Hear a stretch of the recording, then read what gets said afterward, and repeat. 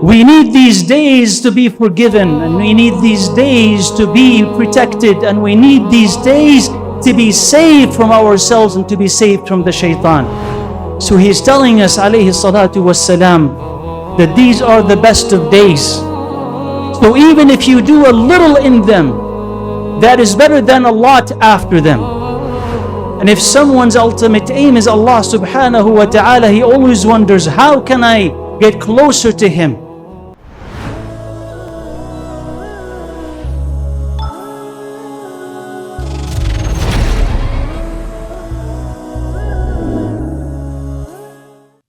He said, alayhi salatu wassalam, that there are no days where a deed is better with Allah Azza wa Jal than the days of the 10, meaning the 10 of Dhul Hijjah.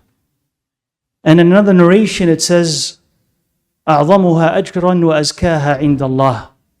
To explain what better is, they're more rewarding and better with Allah Azza wa Jal than deeds that are done during the first 10 days of Dhul Hijjah. And because the Sahaba radiallahu anhum, it was firmly planted in their minds that the best of deeds is jihad. So they asked him, alayhi salatu wassalam, O Prophet of Allah, even if jihad, even if we're talking about jihad, and he says, even jihad, except for one case when someone goes out striving and fighting for Allah's sake with his money and his soul, and he loses both of them. So here, Rasulullah alayhi salatu wasalam was pointing, and in that he was urging and explaining to the believers the excellence of those days so that they could take advantage of them. And it could be an exhortation for the righteous, but it's also a reminder for the sinful. As for the righteous, they're constantly seeking ways that they can come close to Allah subhanahu wa ta'ala. They're always looking. It's almost an obsession. And we will not understand that obsession unless we are on that path. But think of people in the dunya who are constantly thinking about making profit. Whenever they find that opportunity, they jump on it. Because that's the most important thing in their life. Or someone who is worried about his children. So every opportunity to protect them and enhance their lives, he seizes. Because that's his ultimate aim.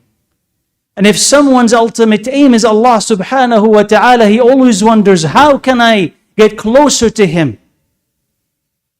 So he is informed by the Prophet alayhi salatu wasalam of this way.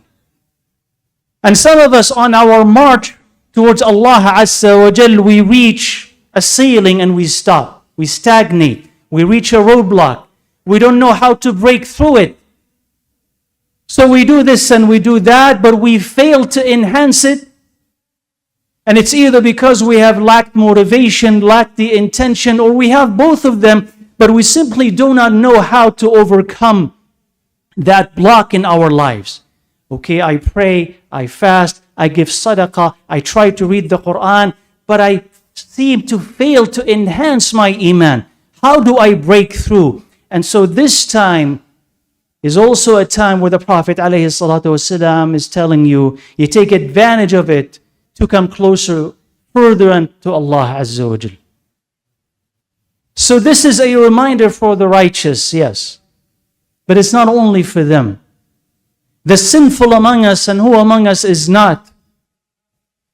We need these days to be forgiven, and we need these days to be protected, and we need these days to be saved from ourselves and to be saved from the shaitan.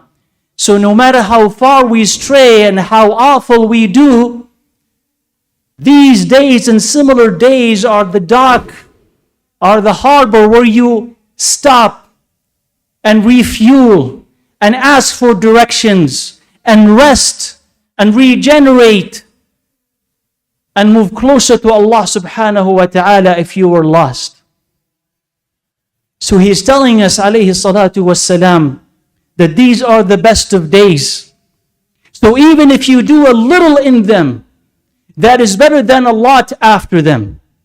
Because he said, alayhi salatu wassalam, what you do is better than jihad, and jihad is the top deed.